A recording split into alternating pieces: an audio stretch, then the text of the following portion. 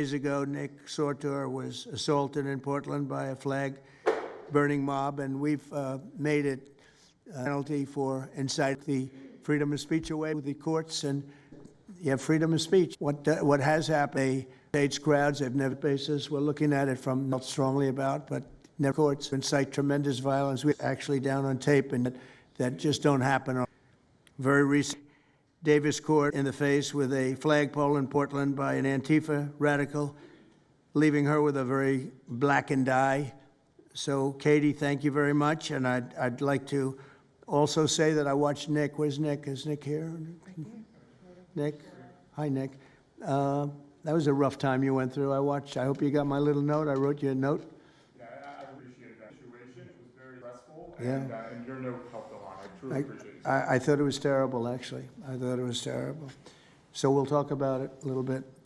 Under the last administration, the Department of Justice targeted faithful Catholics, Christians, and patriotic parents as domestic extremists. They said, oh, they're extreme because they believe in God. They're extreme because they go to Catholic church, or evangelicals, where everybody was under the gun.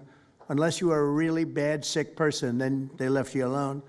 Under the Trump administration, we're going after Antifa criminals, and all who fund and support their campaigns are in serious trouble. And we have a lot of records already, a lot of surprises, a lot of bad surprises. It's people that you would never think. I want to thank Attorney General Pam Bondi, who, by the way, yesterday was incredible in Congress.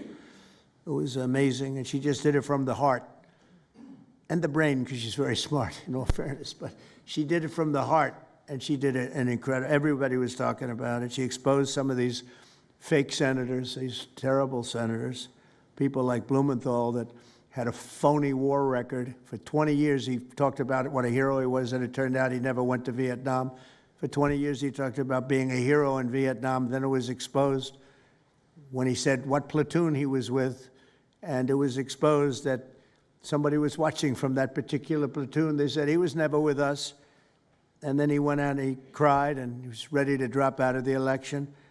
And disgraceful. And then he looks at people like Pam and he starts criticizing. She's a patriot.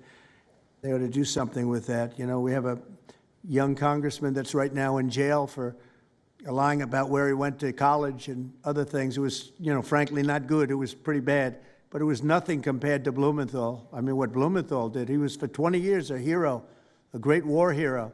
And then he sits back and, you know, sanctimonious kind of a guy, looks down, how dare you do this to the American public, you know? What a fake. But I thought Pam was incredible yesterday, as well as Secretary Kristi Noem, who's really out there courageously, and I appreciate it, Kristi, amazing what you're doing. FBI Director Kash Patel, who's really coming up with some great information, Kash. It's great. Keep it coming, because there's plenty of it.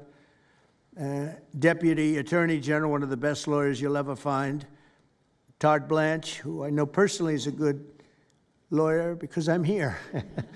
Thank you very much, Todd. Good job, Todd. Let me ask Attorney General Bondi to say a few words, and then we'll follow it up with Secretary Noem and Director Patel. And we're going to have some of the people around the table, very courageous people, and they're going to be talking, journalists, almost all, and they're going to be talking, and we'll take some questions from the press at the end. Okay, Pam, please. Thank you, President Trump. And as you made clear, Antifa is a domestic left-wing terrorist organization. We've seen them on video for years because they wanted to be seen and they got away with it. They beat journalists, they attack courthouses, they attack police stations, they dox and assault our law enforcement officers. The Biden administration let them commit these crimes with total impunity for years. So did Democrat leaders like Pritzker and Mayor Brandon Johnson. Last week, independent journalist Nick Sortor was arrested just for protecting himself against Antifa. I saw it online and I called Nick. I couldn't believe what happened. He did all this just trying to save our American flag from being burned. He was pushed down and assaulted, yet the local police arrested Nick, not the Antifa thugs who did this to him. Antifa feels empowered to operate in the open because weak Democrats have turned a blind eye to their actions. Their hatred for President Trump and for law and order agendas fuels their violence.